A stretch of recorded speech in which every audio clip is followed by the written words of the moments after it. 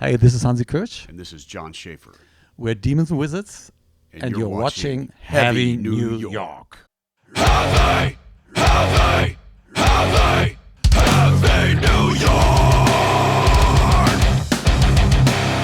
What's up, everybody? It's Alex from Heavy New York. We are back at the PlayStation Theater, and today we are here with John and Hansi of the almighty Demon and Wizards. Thank you for your time today. Thank you, man. Great to be here. Yeah. It's awesome to have you here. It's going to be a kick-ass show tonight. It was an honor to witness soundcheck and see everything going on, so It's going to be cool. Yes. Yep. So I heard that you are working on some new music now. We're expecting some new Demons and Wizards finally. Is this considered to be like a direct follow-up to Touched by the Crimson King, or do you think that this new record is going to stand out in the Demons and Wizards catalog? It's totally different. I mean, it will stand out completely. Yeah. I mean, it's 14 years in between, and you can feel that. And we were not even intending to go back and do something which would build up on what we have done in the past. Still, the roots are there. I mean, it's the definition of John and me, and this cannot be denied, not one single second on this album, but it has a very intense, modern, new feeling to it. So it goes away from what we have done in the past. Interesting. Yeah, it's like you said, it's very honest. It's us. There's no question about who it is, but we've grown as individuals and as artists, and I think you can hear that. You know, there's a lot of big, huge dynamic range on this album, and it's gonna take people on a journey, man, for sure. Interesting. What I find, because I thought that Demons and Wizards has always had kind of like an experimental sound. There's very heavy parts, there's very melodic parts. Does each song, especially with this new record, have like a usual template, or does every song call for like a new approach? Well, they're all very different. That's one thing that I would say there was probably a little more continuity, but in the first two records between tracks, these songs they're very individual. They're like I said, they're an individual journey. Each one, there isn't like a theme or a concept. They all touch on different subject matters, and musically, they're radically different from each other, really. And there's different tunings. I think we've got 4 different tunings on the album. So there's just sonically, it's different, and from an artistic standpoint, it's very different. And I mean, I know you can add to that. No, it's for sure very experimental. And it contains no real pattern. I mean, there's a lot of vibe in every song, and that's individual, but it always tells its own story, and I like that a lot. That's beautiful. When it comes to like music that does have a story, do you need to like think of a story and then write music according to that, or like does the story ever determine the outcome of the music, or do you need like music in order for maybe like lyrics or a subject matter to come into mind? That differs a lot. Sometimes it's John who comes up with the title. You know, that was the beautiful thing about this songwriting period. He just named every song individual. So I had a first impression, not only by the music, but also by the title, in which mind pattern John has been when writing.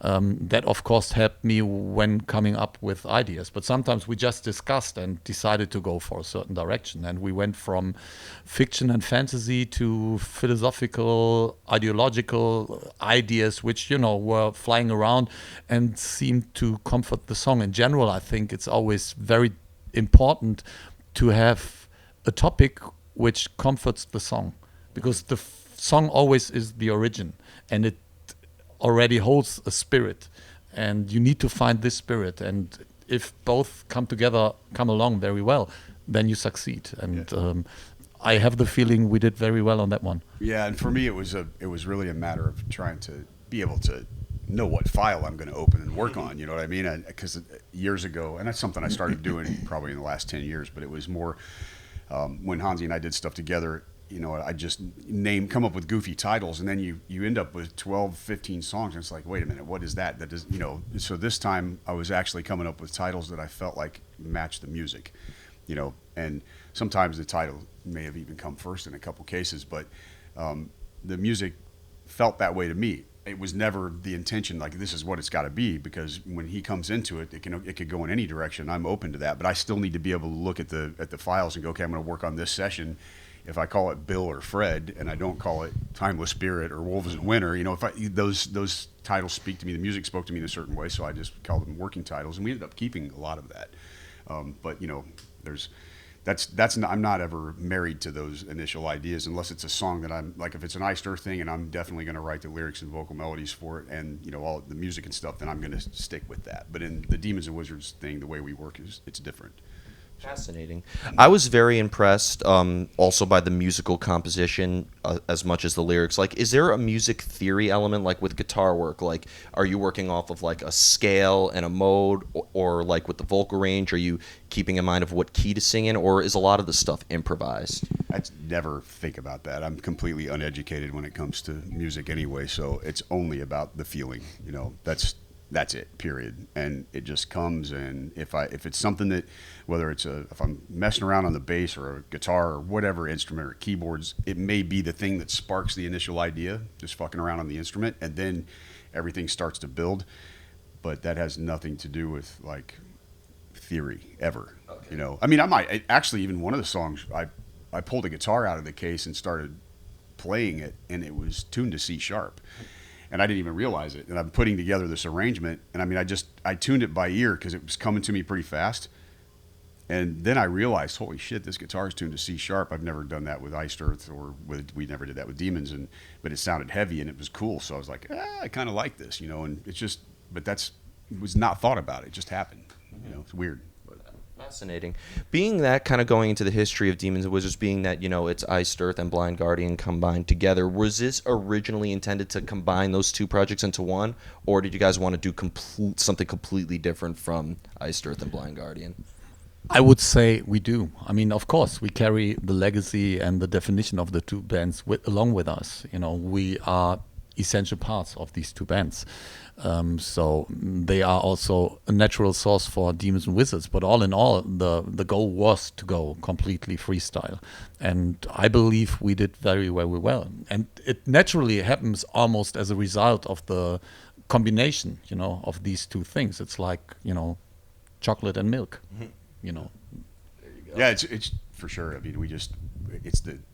What we bring creates a monster. The things that we bring together, it's like Hansi said, you hear the Iced Earth Blind Guardian thing, but it is another thing. It creates something else. Our chemistry together creates a new beast, and that's obvious that it's carried. That we're blessed in that way to have not been active. We haven't done a live show until this summer since for 19 years, and we only did 10 back in the day. And then our last album was 15 years ago, and people have not forgotten. You can tell by the passion from the audiences in Europe and in the States and Canada. It's been killer.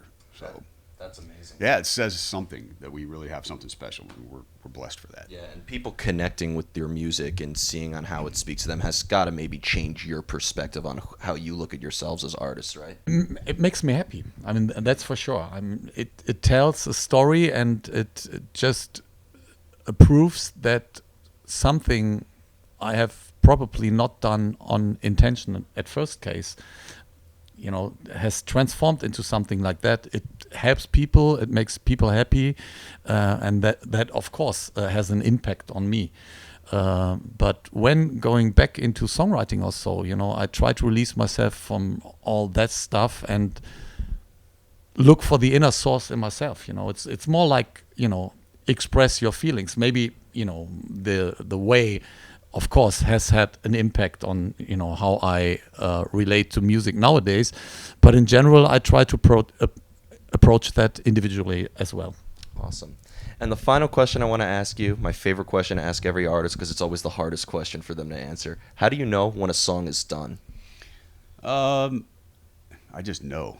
It's just instinctively, but it's all instinct. That's the only thing I operate by. I don't have a schooled education on music. I never have. I'm not a guy that took lessons. It's just I'm an artist. I was an artist that painted and drew when I was a little kid, and I got into Kiss, and everything went into music, and it's just a very natural feeling, and I just know. I can just instinctually feel we got it. Mixing and all that stuff is something else. That's a whole nother thing where you can really drive yourself mad going into the details if you're not careful, and that's also something that comes with experience when you realize, man, we're there.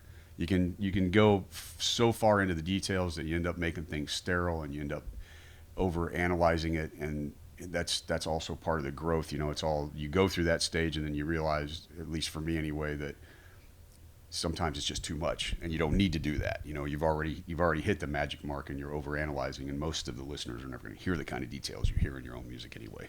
Yeah. So There you go. How do you know when a song's done? Well, it's really, you know when it's finished. There's no discussion about that. And I agree 100%. Apart from one thing, too much sometimes can be a lot of fun. It can be expensive, but it also can be a lot of fun, you know.